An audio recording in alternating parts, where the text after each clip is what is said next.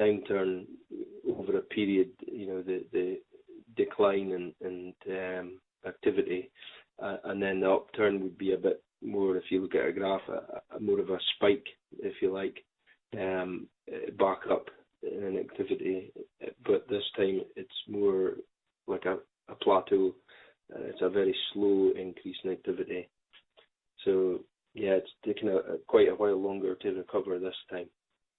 But when you go through a downturn, are you able to defer, these annual dry docks and, the inevitable 5-year inspection? Can you put that off? Not really for the mobile assets. No. Okay. If you want to use that mobile asset, monohull vessel, whatever, you pretty much got to have it in classification. So the only other option is to cold stack it until things start picking up again, and that's why we've seen so much of it lately. And if, for instance, a drill rig, if you use a drill rig, which is obviously the first to get hit because exploration gets choked back, I guess, in the downturn, and then it's the last to start up again. So, some of the rigs, there was one a couple of years ago that I was involved in a project, was to get it back into action, into drilling mode, I guess, after it being cold stacked, was around 6 months of, actually nearer 7 months of a reactivation, and a cost of tens of millions to get it back up into drilling mode and classified, ready to go offshore again. It's pretty major. Yeah, that's pretty major.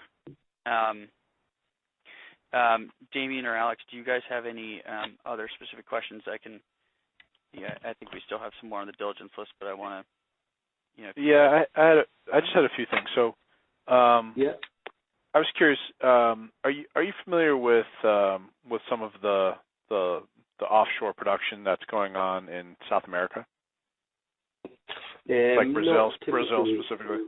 Yeah. No, I'm not. Well, no, I haven't been for probably about 3 years. When I was with one of the major companies, Subsea 7, I had a bit of involvement in that market sector, and that was before, I guess, the whole political issue kicked off in the Petrobras board scenario, all that good stuff.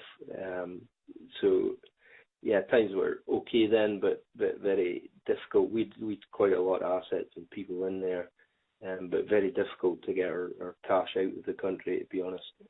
So I know of some friends with companies that have basically pulled out, so they've given up in the end. It was just too difficult. But I believe it's still, it's almost going full tilt again. And the good thing is that the oil companies spreading the work around a bit, so the Totals and the BPs and such like are moving in, and it's not all a single, Petrobras landscape, if you like. But as I say, I haven't been involved in it for around 3 years, I suppose, that market. So I guess maybe that's okay. I guess maybe I just want to make sure I understand a little bit about some of the basics of how the kind of the offshore works. So, what's the depth like that a deep sea, offshore entity, like at what point, what in meters or feet does the project classify as deep sea? Probably over 1,000 meters or so. Okay. And then we're looking at ultra deeps about 4,000 plus now, some parts of West Africa, I guess. Got it. Okay. And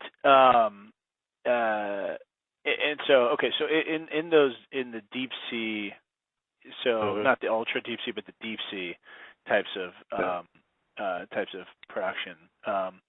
So if you have like wells tied back to like a floating production storage and offloading vessel, yeah. In that case, how sensitive is an entity